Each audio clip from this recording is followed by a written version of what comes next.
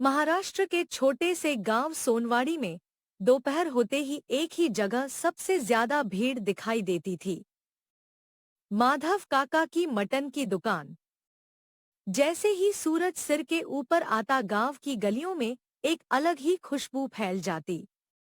दूर दूर से लोग उस खुशबू को पहचान लेते। अरे लगता है काका का मटन फिर से तैयार हो गया। दुकान के बाहर लोग लाइन लगाकर खड़े रहते। किसी के हाथ में थाली, किसी के हाथ में डिब्बा, क्योंकि यह कोई आम दुकान नहीं थी। यहाँ मिलता था सदियों पुरानी रेसिपी से बना हुआ मसालेदार मटन करी और उसके साथ सफेद चावल। माधव काका अपने बड़े से लोहे के भगोने में मटन पका रहे थे। लकड़ी की आग पर धीरे धीरे उबलती हुई करी से मसालों की खुशबू हवा में फैल रही थी। अरे ओ काका, बस एक बार यह मटन की रेसिपी बता दो, हम भी घर पे बनाकर खा लेंगे। अरे बेटा, अगर मैं तुम्हें रेसिपी बता दूं तो फिर तुम मेरे दुकान पर आओगे क्या? पर काका थोड़ा तो बता दो, इतनी बेहतरीन और मसालेदार मटन करी बनाते कैसे हो? बेटा, यह हमारे घर की पुरानी पीढ़ियों की रेसिपी है। मुझे मेरे पिताजी ने सिखाई थी, उन्हें मेरे दादाजी ने सिखाई थी, और अब यह रेसिपी मैं अपने बड़े बेटे अर्जुन को ही सिखाऊंगा। पर काका, सिर्फ अर्जुन को ही क्यों? आपके छोटे बेटे करण को नहीं सिखाओगे क्या? नहीं बेटा, हमारे घर की परंपरा है। यह रेसिपी घर के सिर्फ एक ही आदमी को सिखाई जाती है, और अर्जुन मेरा बड़ा बेटा है, इसलिए हक उसी का है। ठीक है काका, आप किसी को भी सिखाओ, हमें तो बस आपका मटन खाने से मतलब है। काका देते थे 180 रुपए में 3 बड़े मटन के पीस और चावल। हर दिन काका बहुत ज्यादा मटन पकाते थे और शाम होते होते सब खत्म हो जाता था। काका की दुकान पर सिर्फ गांव वाले ही नहीं, बल्कि शहर के बड़े बड़े लोग भी मटन खाने आते थे। एक दिन महंगी गाड़ी से कुछ शहर के लोग दुकान पर आए। काका, आपका नाम हमने शहर में बहुत सुना है। काका, हम आपको एक ऑफर देने आए हैं।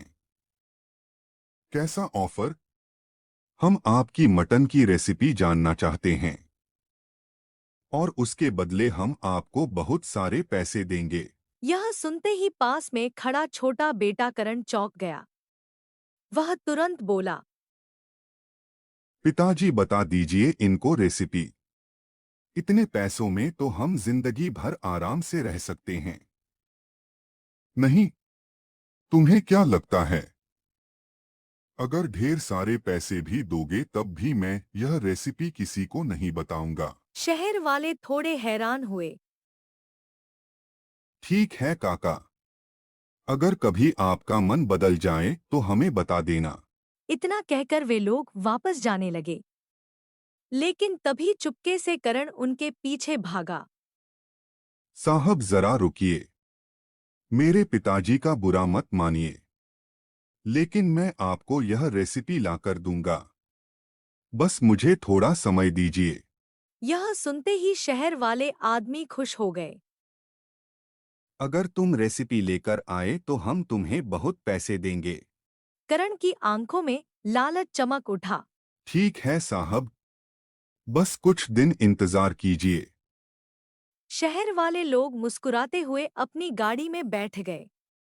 उधर दुकान पर माधव काका अभी भी मटन हिला रहे थे। उन्हें बिल्कुल भी अंदाजा नहीं था कि उनकी पुरानी रेसिपी अब खतरे में पड़ चुकी है। कुछ दिन बाद अचानक माधव काका की तबीयत बहुत खराब हो गई।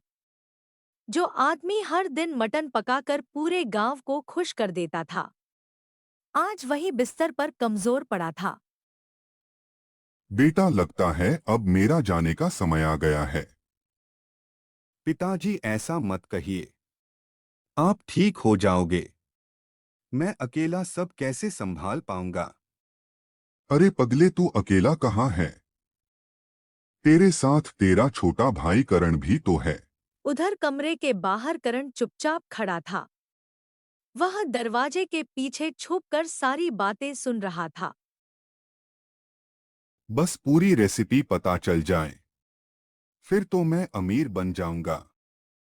अर्जुन, अब ध्यान से सुनो। जो मैं तुम्हें बताने जा रहा हूँ उसी तरह तुम्हें मटन बनाना है। हाँ पिताजी, बताइए, मैं सब याद रखूंगा। और सुनो, यह रेसिपी तुम किसी को भी नहीं बताओगे, यहाँ तक कि अपने छोटे भाई करण को भी नहीं। जी पिताजी, मैं किसी को भी नहीं बताऊंगा।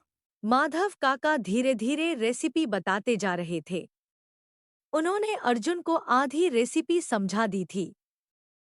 तभी अचानक उनकी आवाज एकदम से बंद हो गई। उनकी आंखें धीरे धीरे बंद हो गई। अर्जुन घबरा गया। पिताजी, पिताजी, पर अब बहुत देर हो चुकी।